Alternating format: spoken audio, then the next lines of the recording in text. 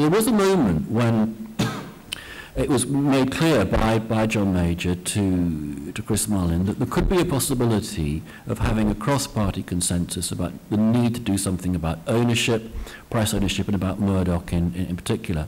But by that point, you know, Tony Blair and New Labour had begun to make overtures towards the Murdoch empire, and as a consequence, that moment passed and was completely lost. And if it hadn't been lost, life would have been, believe you me, very, very, very different.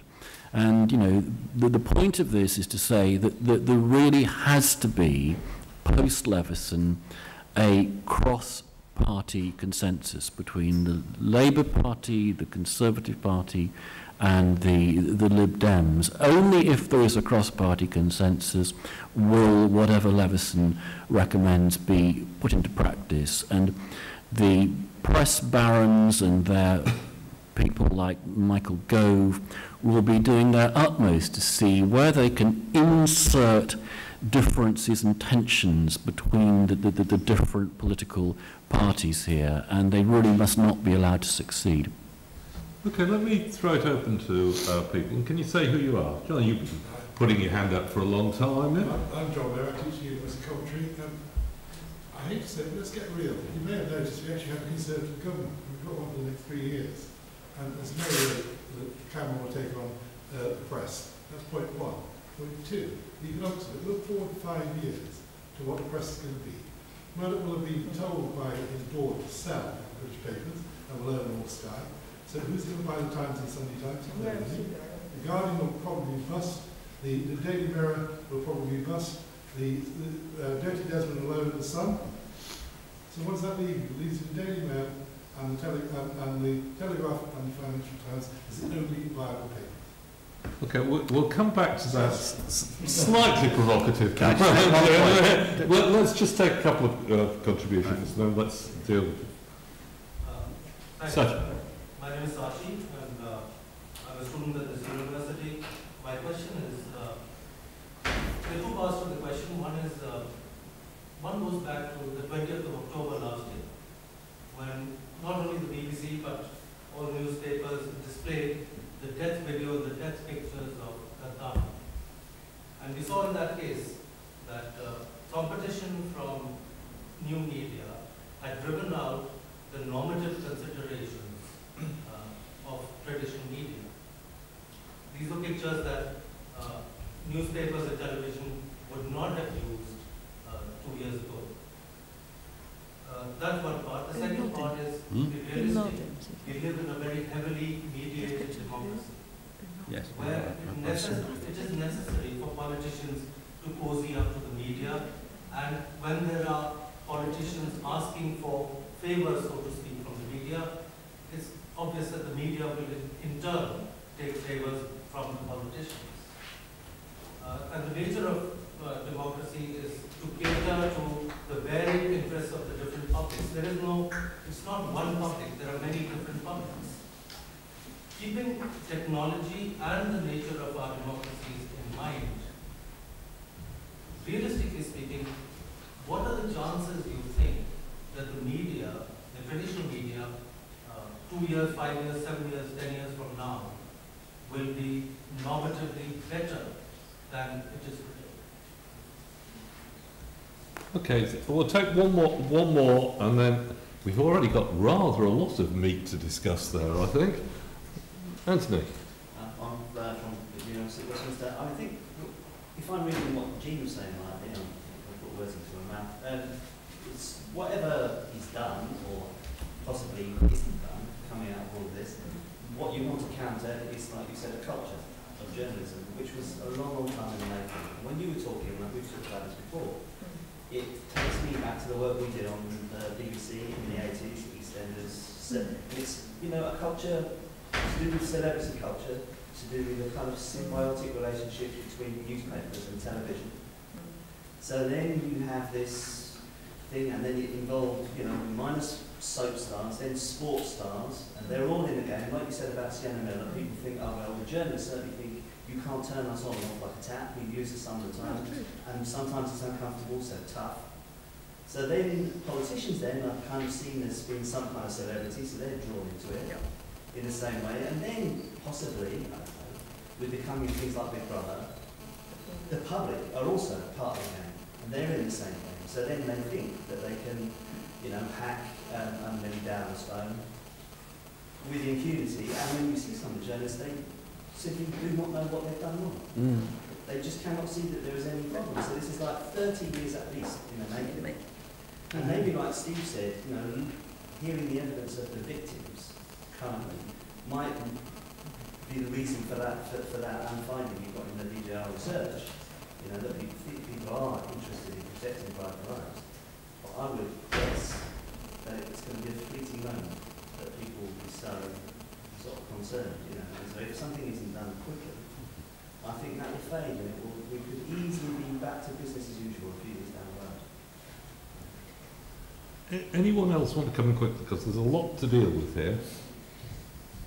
Okay, well, we'll take three contributions and four rather interesting points, I think. You're looking at me. Gosh, well...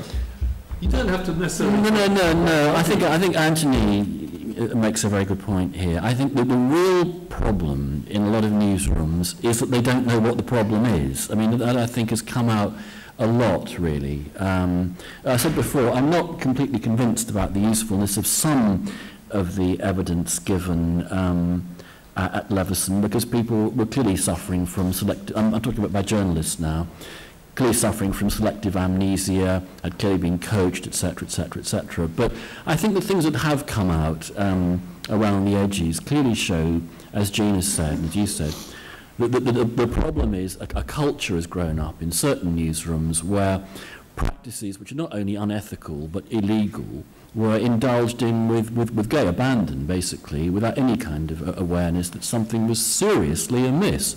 And I would also say, by the way, that exactly the same analysis applies to the police. I mean, when you heard some of the police evidence, it was unbelievable. I mean, Lord Justice Leveson himself expressed incredulity at some of the things that they were saying, because he could not believe that they could not see that what they had been doing was completely and absolutely and totally unacceptable.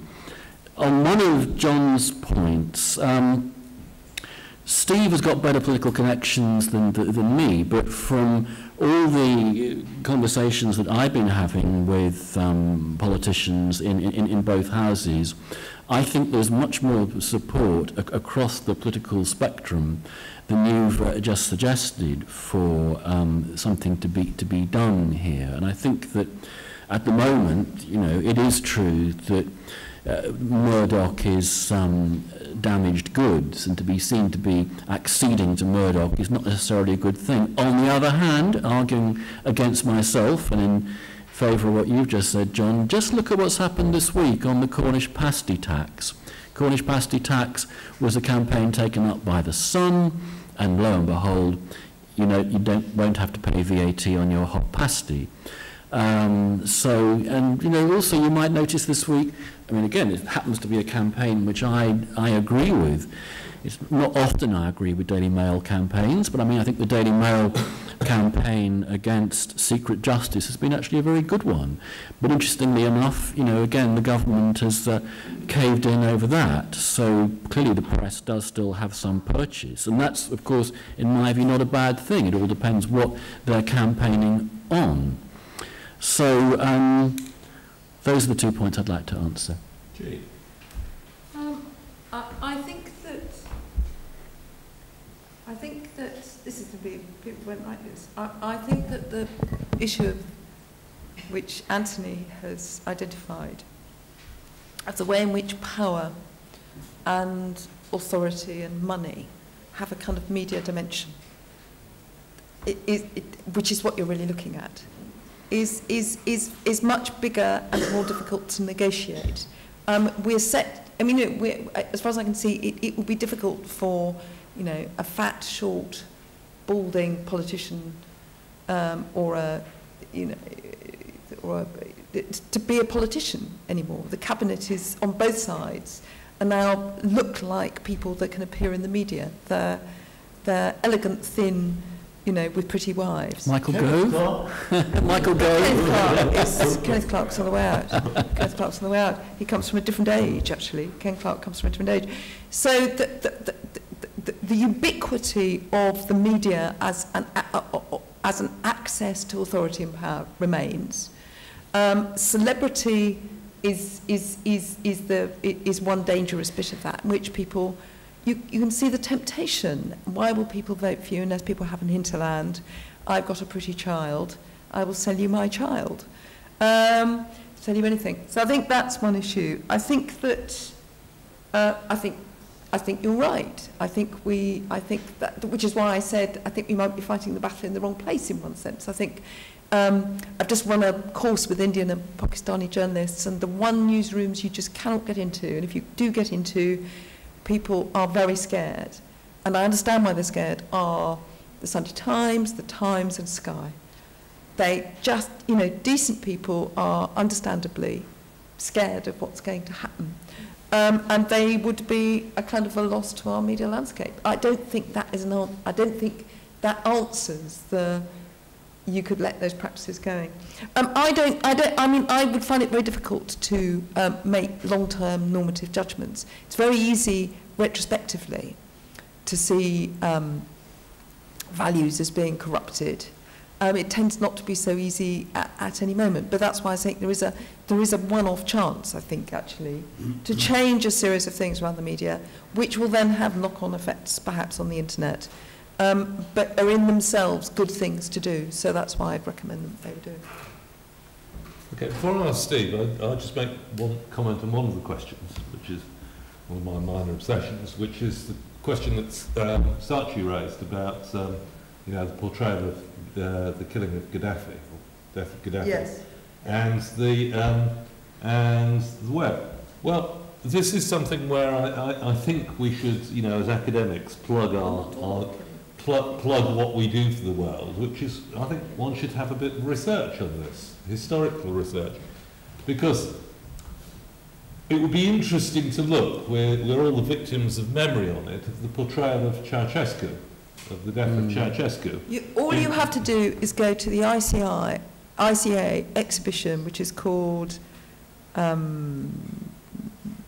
an exhibition at the ICA about analogue television, and upstairs there's an amazing Romanian video which will show you exactly what was shown, and it's real-time murder.